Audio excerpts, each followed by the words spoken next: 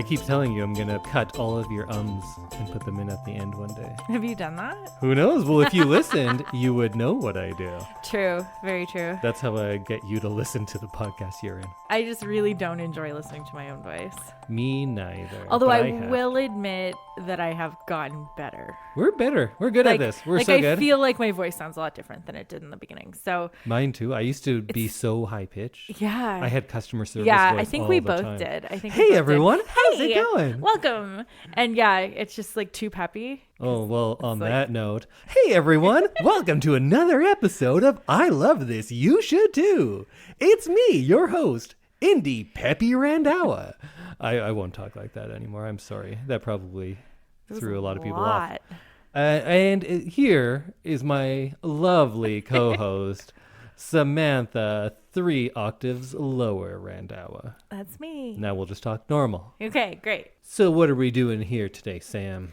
We are about halfway through our Audrey Hepburn month, and we are going to be discussing the 1961 classic Breakfast at Tiffany's. So we're doing Audrey Hepburn month. We started with my favorite Audrey Hepburn movie, Roman Holiday. I said before we got to Breakfast at Tiffany's that I didn't think it was in my top 5 Audrey Hepburns. You said it was your favorite. Yes, absolutely. So now you said you love this movie and it's your favorite Audrey Hepburn. Upon a rewatch, how are you feeling? I love it. Still your favorite Still my Audrey favorite Hepburn? Audrey. Over Roman Holiday? Yes. Wow.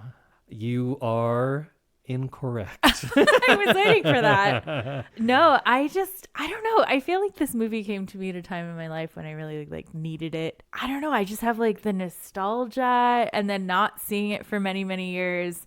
Not seeing it recently until now. It all came back to me and I'm like, yeah, this is a great movie. And I really enjoyed it. So yeah, still my favorite. Well, I'm very curious to find out what you love about it because this is her most beloved movie. Oh, for sure, yeah. Probably. Definitely her most well-known. Yes. I did not love it. Oh. The further away I am, the less I like it even. When you're watching it and Audrey Hepburn's on stage, and I like George Papard too. I think he was very good. So charming. I get it when I am watching them. The moment I stop and think about it, I'm like, and I don't love it as much. And it's not like the blatant racism. There's that. But that I knew going into it. Yeah. There's a lot of smaller things. I just don't love the script, it turns out. I feel like it is saved by these performances for sure.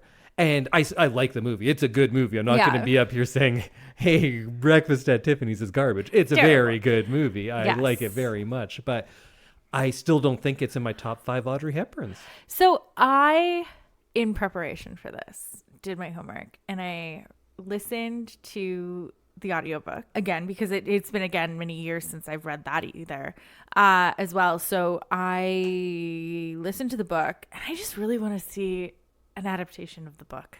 Yes. I want to see the book from start to finish. And I'm sure we'll talk about it, but the differences between the book and the movie, I just really want to see Truman Capote's original work. Because I would argue that the ending of this movie completely undoes what the book is trying to do. Yes. And probably what most of this movie is trying to do. Mm-hmm. So that's kind of the sticking point for me. Yeah, absolutely. But let's get into it. I feel like we have to just get it out of the way at the beginning so we can move on with the conversation and talk about Mickey Rooney's performance as, what's the character's name? Japanese McJapanesington? Oh, it's not, Mr. Yunioshi. Yeah, so it's brutal. It's super offensive. It's terrible. Yeah. We all know that. If you have an argument with that, you are wrong. You are terrible? So I don't think we need to waste too much time on that. No. But what I would like to talk about is it's also just bad, not just in its racism, but it's stupid in the character outside of the horrifically racist parts. Yes. And so I'm just going to continuously quote the book, but he's in it for a paragraph. So it didn't need to be as dumb and long as it was. It's slapsticky. And this movie has the habit of getting slapsticky, which is so incongruous with the rest of the movie.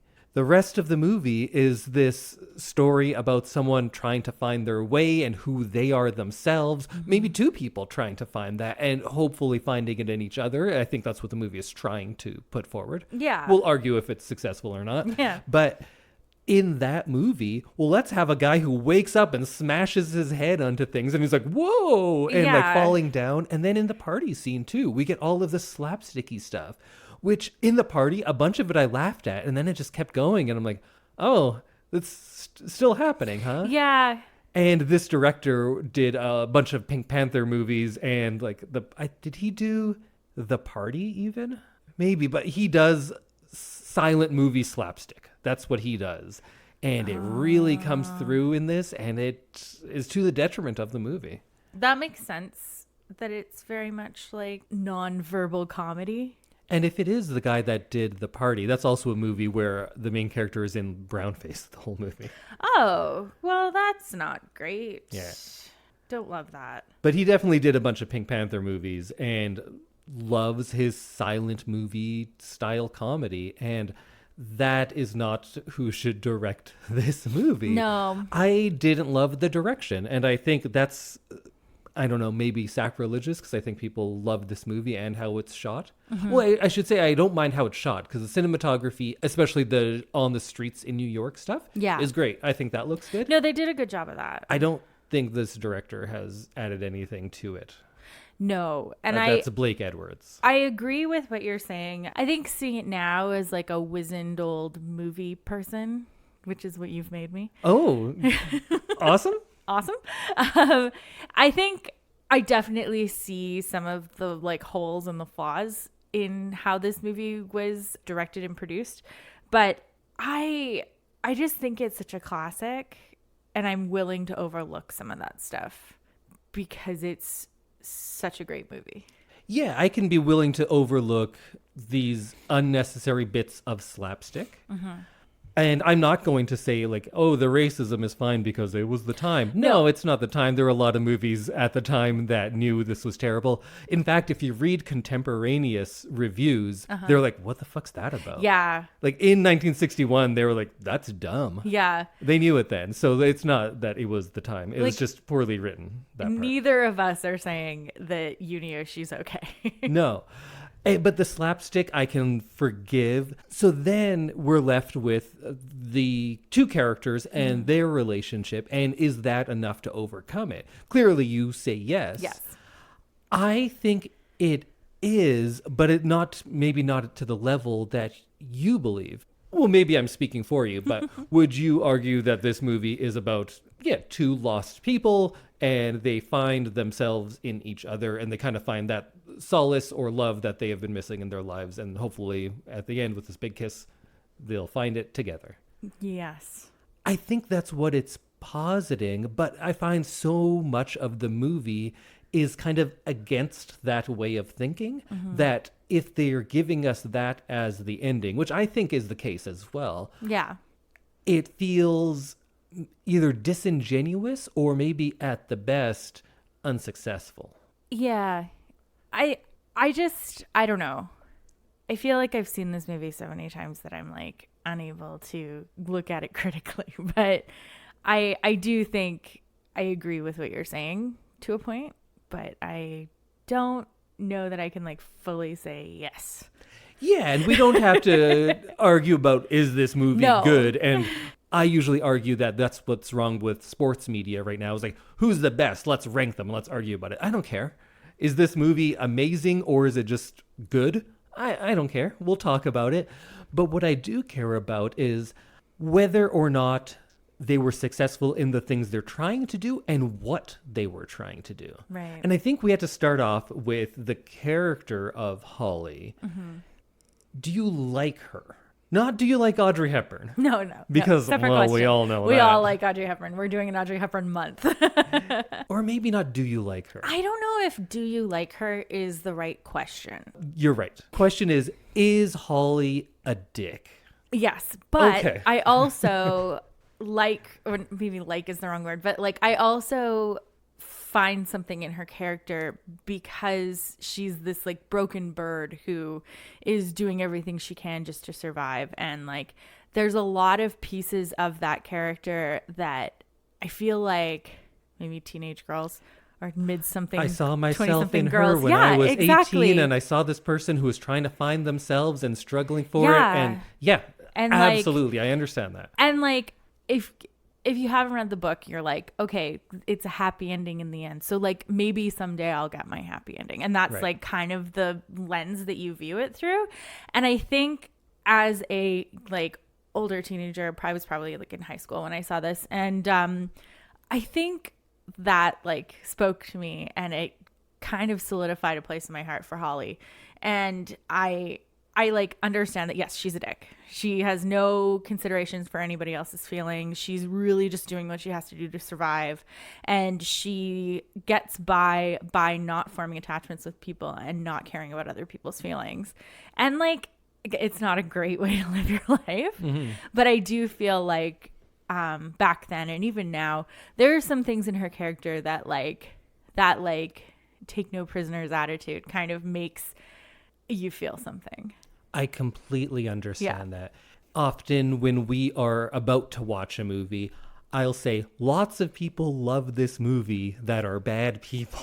Yeah. Like if I'm going to show you American Psycho or Taxi Driver, you'll say, assholes love those movies. And it's like, yes, they do, because they think that this is something to be emulated, when in fact this movie is either a satire of that way of thinking or showing you the dangers of that way of thinking. Mm-hmm. But people are dumb and they'll be like, yeah, they read it the wrong way. That Travis Bickle, cool guy, huh? Yeah. And you're like, no, he's the worst.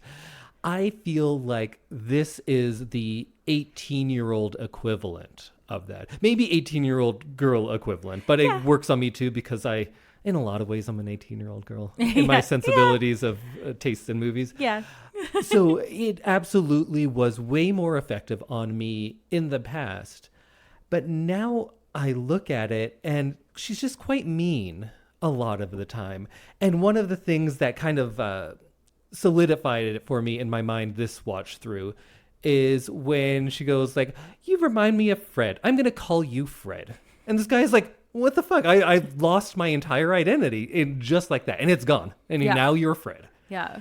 And the arrogance it takes to just change someone's name, because I've seen that used in sitcoms. I think I've even written into a script myself to show someone's extreme narcissism is that they change someone's name to better suit what they feel like calling them. Right. And Holly does that. Yeah. And that is one side of it. And I completely understand the other end of the whole you can't love a wild thing. And I am putting up this wall. I will not get attached because I will protect myself by not becoming attached. That's one thing.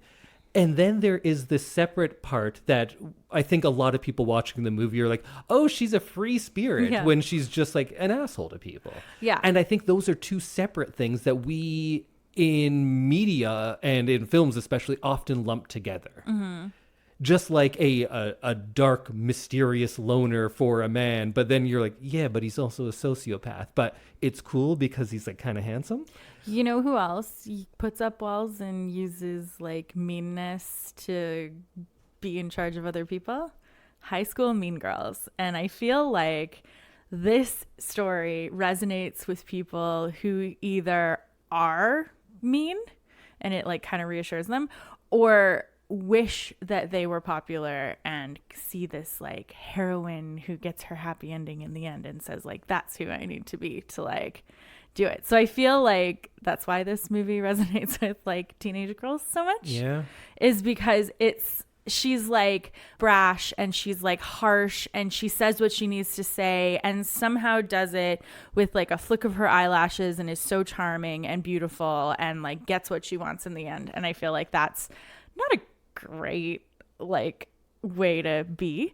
But I do kind of see how like a younger audience would see that and be like, yep, that's the one. And the audience of the time and now, it's not like women have great representation in film now. No. But especially at the time, to see someone who is so strong-willed and Of course, she doesn't know what she wants, but she plays that she does. She commands a room. Mm-hmm. You could say in the grand scheme of things, yeah, she doesn't know what she wants. She doesn't know who she is even, really, No. right?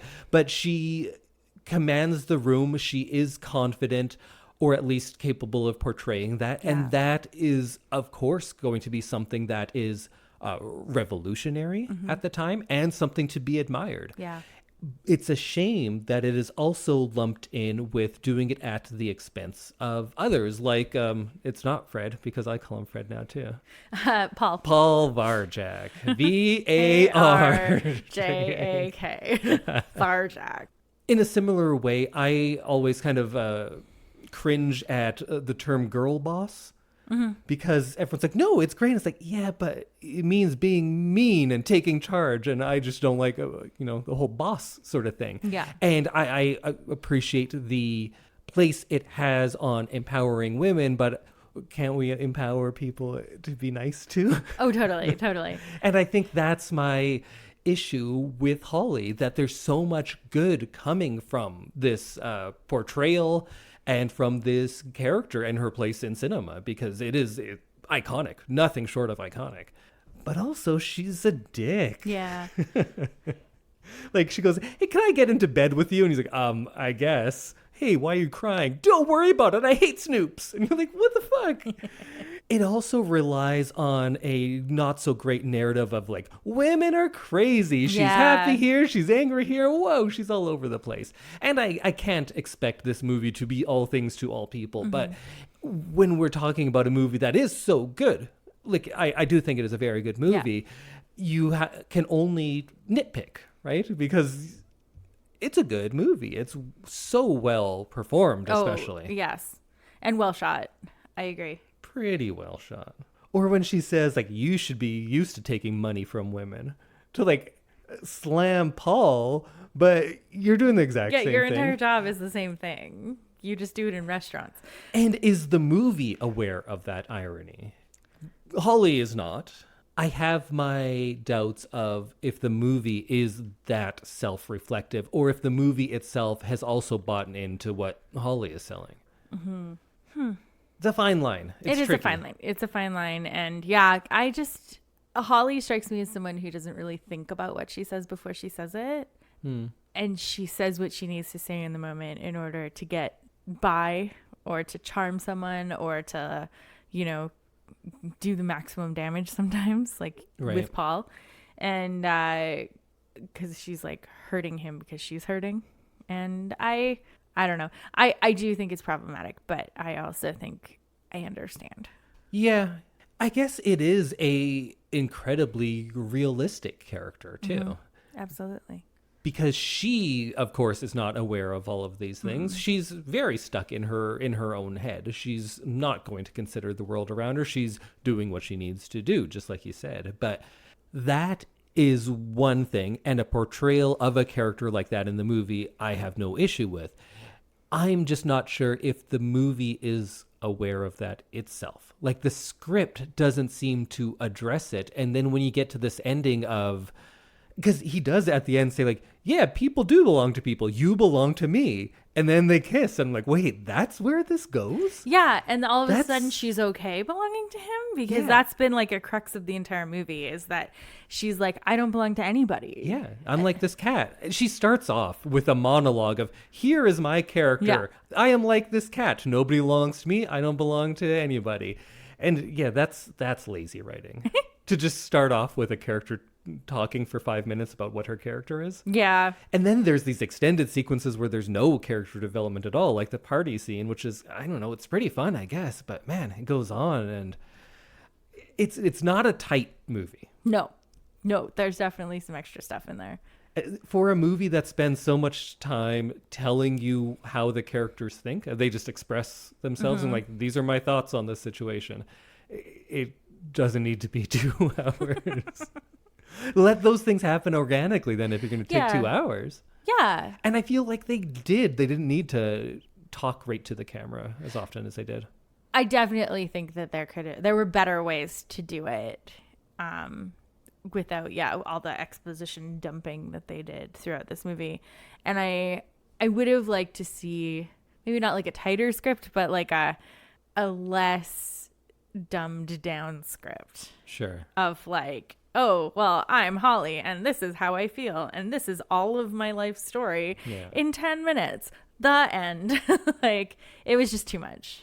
So I'm sure you know it was going to be Marilyn Monroe at some point in this role. And of course, Audrey Hepburn is my favorite actress of all time. I kind of want to see it with Marilyn. I think that would be interesting. Because this is a movie about a country girl who goes to the big city and tries to be whatever to appeal to others for financial gain. I'm not a big Marilyn Monroe fan, but isn't that her life story? Yeah, basically. Audrey Hepburn, as great as she is, there's one thing I don't believe she is, and it's a country bumpkin. I'm not buying that for a moment that that's where she came from. No, she's too fabulous in this movie. And she's too, like, clean looking. Mm-hmm. Yeah. Yeah, I'm just going to talk about the book again for a second. Sure. So in the book, she is blonde. She's blonde and blue eyes. Well, I believe Capote was thinking of Marilyn Monroe when he was writing it. She is 19 years old. The opening scene with Yunioshi is almost exactly the same as the movie. But then that's the last time we see Yunioshi. Does he hit his head and then mug to the camera? No. It's the, like, yelling down the stairs part, and then the part about the photos. But it's literally, like, a 2-minute exchange, and then you're done with him, and we don't hear about Yunioshi again. So I'm annoyed that they put so much Yunioshi in this film, and I had forgotten just how much there is. And then I really wanted to see the original ending. Well, I guess we should go over some of the big differences. Yes. So Paul is, I think does he ever have a name? Because he's just the narrator. I don't think he does. And he's probably gay or possibly asexual. Yeah. And Holly is more still not explicitly, but it's more heavily hinted at that she's having sex for money. Yes. And is also bisexual. Yes. Yeah. And they don't end up together. In fact, there's no romance between them at all. He does say that he's, like, falling in love with her. Yeah, but I think in the way where you're just kind of, like, obsessed with somebody. Yeah. And you're like, yeah, I want to be around this person. Nothing about it seemed romantic. No, I think falling in love in, like a friendship sort of way. Sure. But yeah, he's very, like, not sexually attracted to her, it seems like. Mm-hmm. And yes, Holly just leaves New York, leaves the country, and just starts over. The name Sally Tomato was in the book, which was shocking to me. Which is hilarious. Sally Tomato. That's what they named their Italian mobster. Yeah. Little on the nose. Little on the nose. Vinny Spaghetti was taken, I guess. I guess so. It was in a different book. I don't want them to remake the movie. I want them to make the book. Yeah, because that'd be a completely different movie. Absolutely. And I think it would be very different, and we wouldn't just be comparing the two movies as a remake. Yeah. And I think that there's room for an exact making of the book with that gritty storyline and everything, and just it's a lot sadder than the movie. Yes. And you get a lot more of Holly being this sad broken bird character who's just scraping by, basically. And so yeah, I'd really like to see that. I think that is part of the issue with how successful the movie is, because she never looks like she really needs any help from someone. No. She looks like she's doing great. Yeah. She's dressed great. Like, sure, she sleeps in late, but it's not like she's losing her house or... No. Her job's at night. You sleep in late when your job's at night. Yeah. She seems very glamorous. She seems very, like, well-dressed. We're got not everything seeing she that needs. dark underside of her life. It seems fine. Yeah, she's going out to dinners paid by other people. Yeah. Like, it seems great. Every now and then she just has to dodge some guy who bites. Like, sometimes she just like leaves in the middle of the dinner or whatever, and then they come looking for her and they're like, hey, what happened? And she's like, yeah, don't worry about it. And then they don't after a while. Yeah. And there's stuff in there that could be a great commentary, but they don't really latch onto it. The idea of how the financial world and how money moves is controlled by men, and they feel that she owes them something in affection or time or something like that. There's something to be said there, but the movie doesn't seem terribly interested in any of that. And I do think that's such an important like theme that they could have glommed on, and it would have been a lot deeper. The idea of women owing men something for like as a transaction almost. Yeah. And I think that would have been really important to kind of go over. But yeah, we don't get that. And it's all very glossy and happy and not scandalous. So, yeah. And I could have been all right with them ending up together as the movie goes, but it seems quite abrupt. Mm-hmm. And like we said earlier, he does have to say that line of like, yeah, you belong to me now. If he had said something else and tried to say that you don't want to live in a cage and you think love is a cage and marriage is a cage, but your life you're living now is a cage. Mm-hmm. You're beholden to these men for their finances. I don't want to put you in a cage. I want to help set you free. Yeah. If he had said something like that and they fall in love, I'd be like, yeah, I buy that. That makes sense. Yeah. But to say like, yes, I own you and you own me. Yeah. And then she's like, oh, okay. That's when ownership was the thing, it is weird. I believe the ending, of course, not like the book, but then the screenwriter wrote an ending and then the director didn't like that. And then he put this ending on. Oh. I believe. Huh. I just felt like it was too Hollywood. Oh, yeah. Like, give it a happy ending. We can't have a sad like sex worker running away in the night as our ending to the movie. Yeah. And like, I get it. It's not very marketable. It wouldn't have been the movie that everybody loves now. Yeah. But I just feel like it's so much more truthful if that's... Sure. Or there can be some sort of medium where you can do a happy ending, but still remain true to the character, even not even the character of the book, but this character in the movie as she is. There is a way that you could give her a happy ending, but this didn't seem like it. Yeah, absolutely.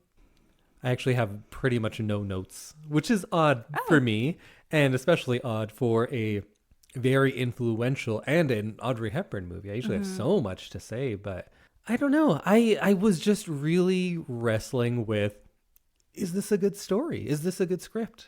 And I don't know. I know I like it because I'll watch Audrey Hepburn do pretty much anything. Yeah. She, in fact, makes fun of this in, I think it's Paris When It Sizzles. They are writing a movie and she goes like, oh, at the end, we'll just have the two big heads kiss in the rain at the end. That's all anyone ever wants anyways. Oh, I like that. That's funny. I feel like we have to talk about the opening. Oh, sure. The Breakfast at Tiffany's. It's classic. And I feel like every teenage girl has wanted to eat a croissant and one of those little blue cups of coffee in front of Tiffany's and like just feel really glamorous and fabulous. But isn't the meaning of that the exact opposite? Oh, yeah. Okay. But I think that is part of the complicated nature of this movie is everyone's like, oh, isn't this glamorous Breakfast at Tiffany's? It's like, no, it's about someone who stays out all night because that's how she has to make her money and she can't afford anything in there. So she just eats her breakfast and looks at it. Yeah. Maybe there's an analogy about how she latches onto that because these are beautiful things that are currently unowned and she sees herself as a beautiful thing that is unowned. And I think it's part of it. She says later in the film that like, the only thing that cures the mean reds is going to Tiffany's and like just being in a fabulous, quiet place that nothing bad could ever happen there. Yeah. And that is a beautiful idea that we see in some other movies too, of someone just having their place, their safe place of solitude. Absolutely. And I feel like everybody has those like little places where you can go and just like celebrate or be sad or like do whatever you need to do, and it's a place away from your regular life. And I like that idea, and I've always liked that idea of it, of just like being safe somewhere. And Holly not living the safest life, not really having anywhere safe that she can land. Tiffany's is like the only place that she can go and be just a normal human and not know and like not have everyone know who she is or what she does for money and that kind of thing. I think it's kind of a nice quiet moment before the rest of the movie. Mm-hmm. And such a lovely idea. And so often in movies of this era that have those long opening titles, it's just wasted, and they make a great use of setting up the atmosphere of it in this one. So one thing that they did in the movie that I was like, I understood, because it's hard to have a movie where one person doesn't have any like real defining characteristics and just narrates the whole movie. So like I understand why they added the decorator character in to give Paul like more of a like personality and like a storyline. Well, I think it's also taking stuff that was taken away from Holly's character and putting it onto Paul and kind of putting them at an even level. Yes. I actually don't mind that at all. No, me neither. I think it is fine to have a place yourself here narrator main character, and I think we see that a lot. I think that's what half of Keanu Reeves' career is. And that's not a slam on Keanu. I love Keanu. We love Keanu Reeves. But I don't mind the changes they made to Paul in that respect. No, me neither. And I liked that whole little storyline. And her, I forget, that's Patricia Neal. And I liked her. She thought she was very good. Oh, I thought that entire character was so great. And I really liked the juxtaposition of like, I think it's only like once or twice that they're actually in frame together, but the difference between Holly, who's dressing like she's rich and she's like beautiful and flamboyant and everything, and then you see Paul's decorator, and she is rich and fabulous, and like, and you can see the differences between them, and you can see Holly clock them, and she starts wearing different hats and like dressing. You can see her style change a little bit throughout the movie, and you can kind of see her being like, okay, so she's actually rich, and that's what I need to look like. So I don't know, that's something that I've clocked watching this movie as many times as I have. I liked her. She added something to this. Definitely. And her and Holly both have so many similar characteristics on paper, but are such completely different characters. But it's great to see how they portray that so differently on stage. But when you'd say that, oh, they're both fancy and well-dressed and confident and or commanding of the men in their lives. So similar, but so different. And that was really interesting. Yeah. So I think that character was actually a very good addition. I think so, yeah. And like I said, like in the book, Paul doesn't have a name. He literally is just telling you a story of how he met Holly and like the couple months that he knows her. And so you don't get to know anything about Paul. And obviously that's not going to work in a movie. So you kind of have to give him some character traits, and I think they did a good job of it. So that was nice to kind of see and to kind of remind myself of after many years, and reading the book and watching the movie in the same week was kind of interesting. It was a good comparison for me. So the party scene. Oh, yes. You've said it's too slapsticky. Well, it's funny, and I really enjoy it, but it does drag. It does drag. I will say it is just a little bit too long.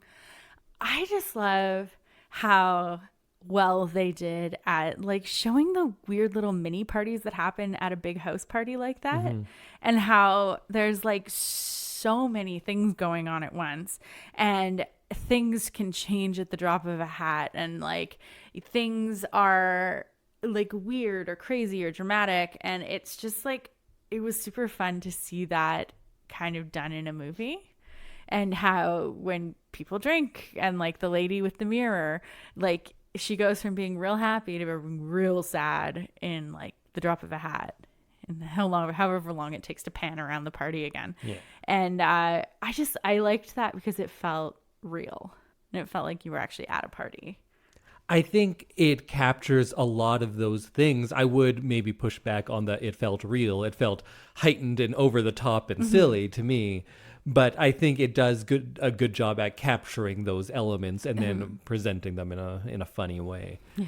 And yeah, it doesn't surprise me that this guy would go on to do movies that are all about big groups in a party in one room, because that's what he's good at.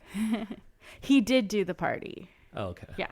I looked that up earlier, but it didn't Yeah, the scene looks a lot like that movie. I always heard that movie was so great, so I was going to go watch it. And then it was a white guy doing an Indian accent. And I was like, oh, this is just a bit at the beginning. It's like, oh, this is the whole movie, That's the huh? whole movie. And he's just going to paint his face brown. And I couldn't get through it. No, I do not blame you. I hear it's good, though. I did love that exploration of her space as well. Her apartment is remarkable in a lot of ways. It's, of course, going to be another thing that is probably meant to symbolize Holly herself, because she says, like, oh, the cat, and that's a clear one. But her apartment also, she's lived there for a year, but hasn't really moved in. She hasn't put down roots. Yeah. She has suitcases. Her phone is in a suitcase. Her couch is a bathtub. And it straddles the line, as does Holly's character in general, of like, look at this quirky free spirit. And it's a little lazy some of the time. We're like, okay, how about she has a couch that's a bathtub? Wild.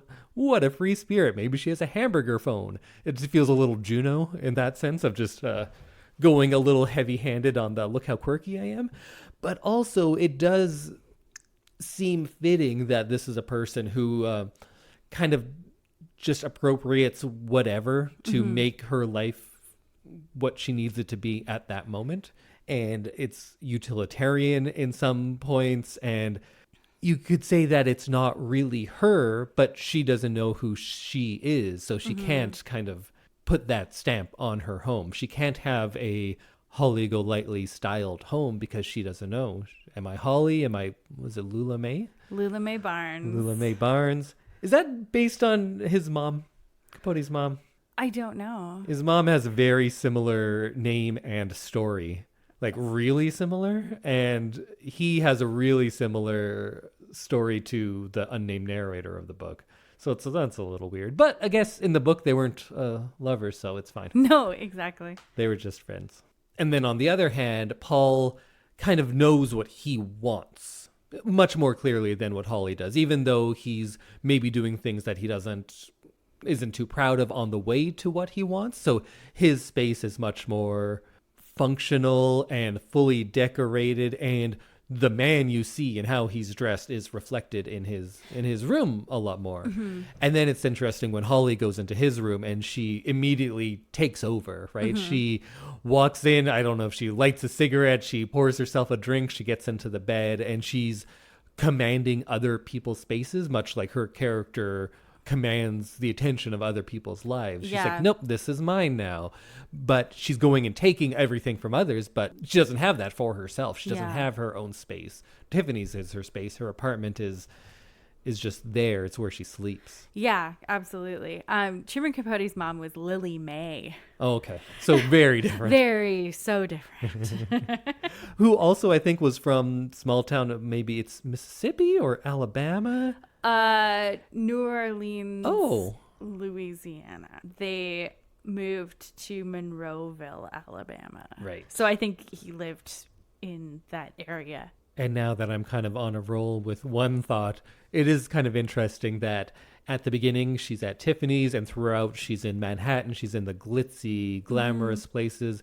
But at the end, when if you believe that that's her true self. Yes. I think that's not great, but the movie wants you to believe that at the end when she kisses him, that's She's who she found herself. really Yes. is.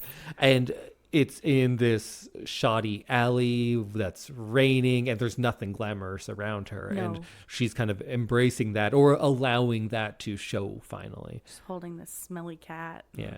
Why is he smelly? Cat's not smelly. I don't know. Cat smells great. That cat wouldn't smell great. The poor cat. That cat was a good actor. That cat got tossed into a window and great cat acting. Jumping on Cacting. people. Just, it was good cat. Good job, cat. Oh, I should have looked it up for work. Oddly enough, I wrote a little biography of the cat that played Cat. Oh, really? I was doing a thing on famous cats in media. Because of course I would. Such an indie thing to do. It's a scavenger hunt for children where they can find famous cats in books, movies, and TV. Orangey, yeah. Orangey was in a few movies. I think Orangey won a few Animal Acting Awards, but that award is no longer given out. Oh, that's not fair. I think we need to bring it back. I think there should be an Oscar for animal performance. It doesn't need to be cat specific, but just best animal performance. Oh, yeah. Orangey was in the Beverly Hillbillies. Yeah. Batman. There you go. Mission Impossible. That cat worked. I Dream of Jeannie. Wow. Gidget. Fluffy. I don't know what Fluffy is. I don't either. Petticoat Junction, which I don't actually know what it is, but I've heard of it. But you know what Gidget is? Gidget is a movie. I don't know. Okay. I was just going to be like, I'm surprised you know Gidget, but not Petticoat Junction. I've heard of Gidget as well. Those are just like names. Yeah, because you're like, movies. oh yeah, wasn't Orangey in that? Yeah, I was like, my favorite cat, Orangey, was in Gidget, obviously. Orangey was great. Orangey, normally I would say stole the show, but you got Audrey and George Papard in it, so. Yeah, Orangey did some work. That's what I'm saying. Wow. It showed. Good job, Orangey. Orangey was fantastic. Orangey was fantastic. I liked how much she loved that cat and how much she realized she loved it in the end. It was a touching moment.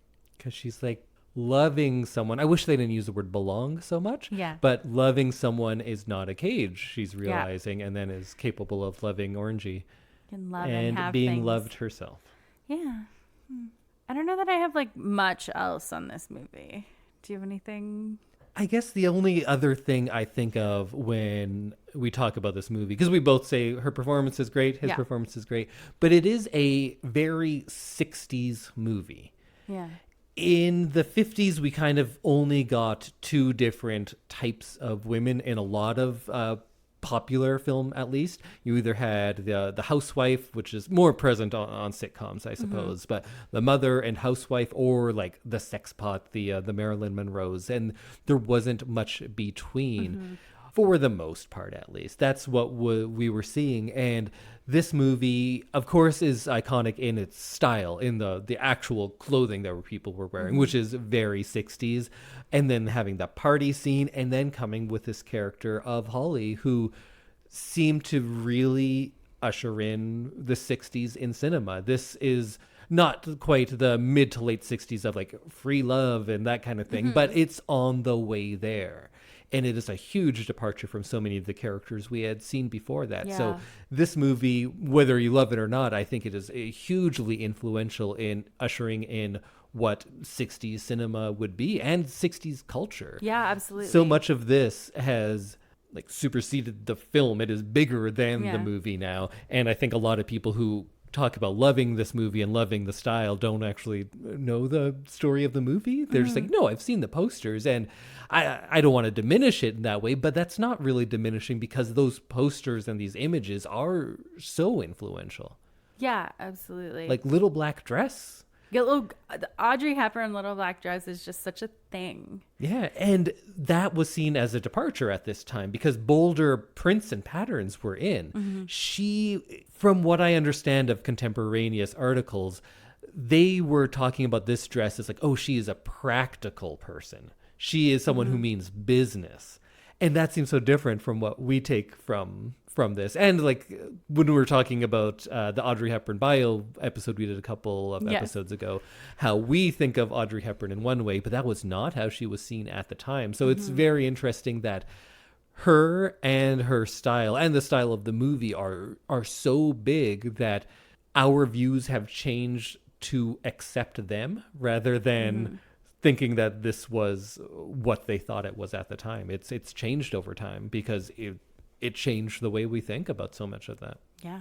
Yeah. I one little thing that I liked is that she, like, it feels like she wears so many different outfits in this movie. I think it's only like it's 4. Like 2 black dresses, and then there's like a couple necklaces other things. And hats change. Necklaces and hats, scarves, gloves. Like, you just add the accessories, and you can really see how, like, when you know this and you watch the movie, you can see just how utilitarian she is, even though she is giving off this glamour and this, like, she doesn't actually have the budget for 5 great outfits a week. She has the budget for 2, and she makes them work. And like a little black dress is universal, as we all learned as girls. Yep, that's what I learned. So yeah, I just thought the costuming of this movie it's iconic, and you see it in Edith Head again. Yeah, and Monsieur Givenchy. I just want to say, like, we were talking about how this movie has kind of superseded itself and like just become part of like Audrey Hepburn lore. And I think that it's so crazy to see it in other really well-established media.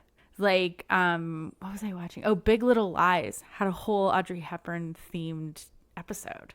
And like Gossip Girl had a whole Breakfast at Tiffany's themed episode. And it's just like really interesting to see how much of a mark she made on just like even modern media. These are shows that are coming out in the last like 20 years. And it's cool to see this, but I also don't love it because they don't always get the true meaning of the movie. Yeah. When they're doing it, they're doing this like fabulous girl in a fabulous dress in front of a fabulous store living a fabulous life. And I'm like, that's not like It's not how the movie's about. what the story is. like she's standing in front of Tiffany's to cure her depression because her life is a little bleak.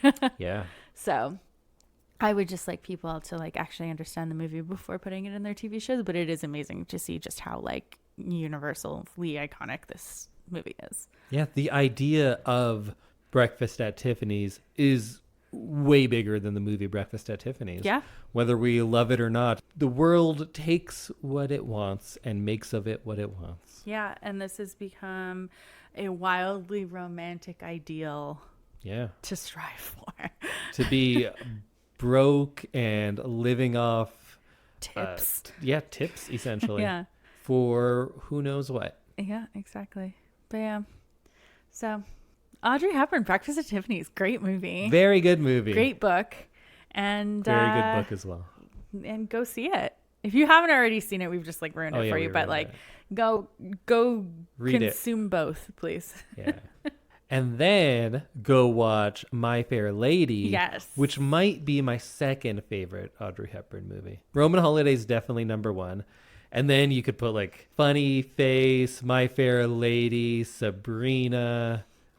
I think Breakfast at Tiffany's, My Fair Lady, Roman Holiday. Oh, Two for the Road. Two for the Road might be number three. Oh, I've never seen that. It's very good. I'll at least do my top three. Roman Holiday, My Fair Lady, Two for the Road. Funny Face, Sabrina. Okay. There's five. What do you got? You gave your three. I gave my three. I think I need to see more Audrey Hepburn now. We all do. I think now more than now ever. and forever. Yeah. I loved the moment. Sorry, just to like talk about one more thing from the movie. I love the moment where she's sitting on the windowsill strumming her guitar singing Moon River. Oh yeah, we didn't talk about Henry Mancini and his score, which was beautiful. Very good, but especially Moon River. Yes, and you see her at her kind of most relaxed and most stripped down, and she's just Holly.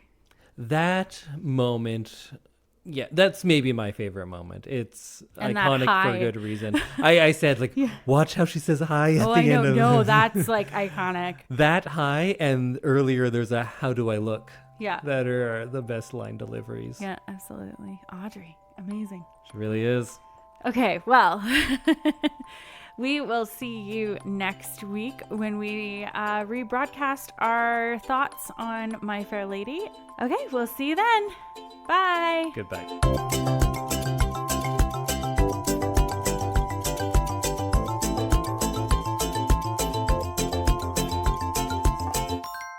So,